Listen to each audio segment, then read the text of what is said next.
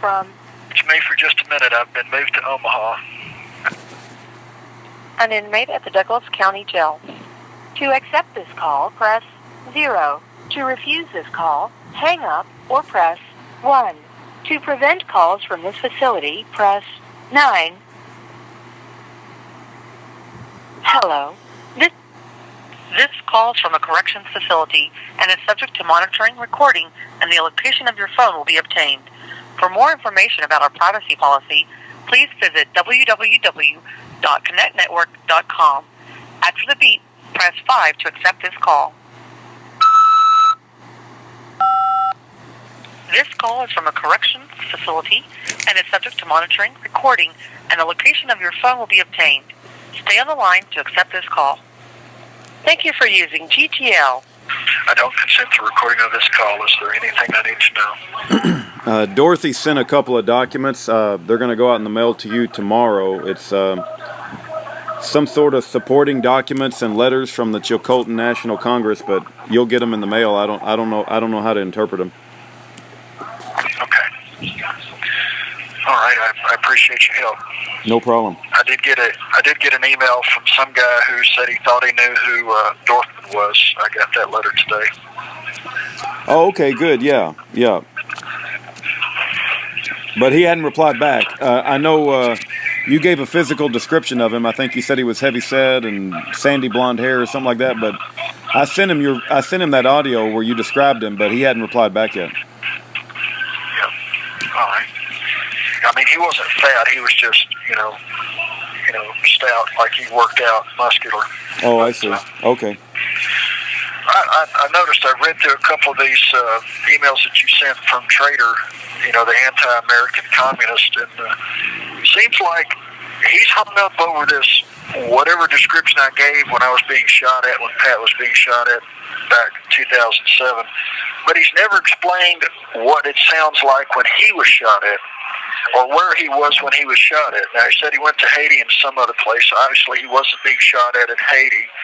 And this other place, it's kind of doubtful he was being shot at there. So I'm just wondering if he did that in like an amusement park, or maybe when he's going through basic training that they fired something over his head. But he needs to describe exactly what was being shot at him, how far away it was, how high above his head the bullets were flying, so that we can get an idea of, what he's talking about, because the gun that was being shot at me and the gun that he might have heard being shot in his vicinity was, I'm sure, two different guns. I'm sure the distances were different. I'm sure the ballistics are different. I'm sure so the sound that there would have been different. So I'm kind of confused over his anxiety over that one issue. He keeps bringing it up, but yet he's never explained his experience being shot at. So yeah, he is an anti-American. There's no doubt about that. He puts his faith in men and titles of men, and he brags about being a taxpayer. It's the most insane thing I've ever heard of. Right. Well, he's probably a fan of Charles Darwin. He's probably a globalist. Yes. Likes Western medicine, so he goes and gets his flu shots and his TB test and vaccines. He's probably got every vaccine there was, and that's probably what his problem is. He doesn't realize that he's been used as a guinea pig, and he sold his soul. And I volunteered the Air Force for 4 years, and I flew, but I didn't sign away my rights. I didn't sell my soul, and I didn't enlist, that's for sure. Yeah. But that's what they do. These guys don't read those documents that they sign, but that's effectively what they're doing. I learned as a Navy brat growing up with my stepfather who was in the Navy and my mom who was working civil service. I never wanted to, be a subject of or a product of or sell my soul to that corporation posing as government. I knew that as a child. It was a corrupted system. Anybody that's worked in it, anybody that's, intellectually honest will have to admit that it's a corrupted system. The government is totally corrupted. Yeah, no doubt. Anybody Yeah, I mean, anybody who believes otherwise is, drinking their own Kool-Aid, or they're profiting off of it. And obviously, he profits off of it, so therefore he worships it. That's his God. He's made a corporation his God, and he's too lazy and too intellectually dishonest to, know the truth. Have you ever? I'm sorry, Mike. I was going to ask you if you've ever heard of a book called "War is a Racket" by Smedley Butler. Yes. Yeah. That's a good one. I like that one. Yeah, the military-industrial complex. It's a business. It's all about business. It's selling toys of war. Yeah. And the court is nothing but a fraud. I mean, the judge said, I want you to acknowledge that you believe what I'm telling you is true, that you will accept the law as I give it to you. Well, the statute that I'm charged or accused of violating, the jury never got to know that. This unlawful possession of a weapon to wit, interference with interstate commerce, they never had that explained to them. There never was any component of interstate commerce in the final court order. I mean, the jury instruction didn't even include that on that last page. And it said, and I objected. He said, well, there's a reference where it takes them back to page 8 or item number 8. Well, yeah, but they're not going to go back and read that. They're not reading it that way.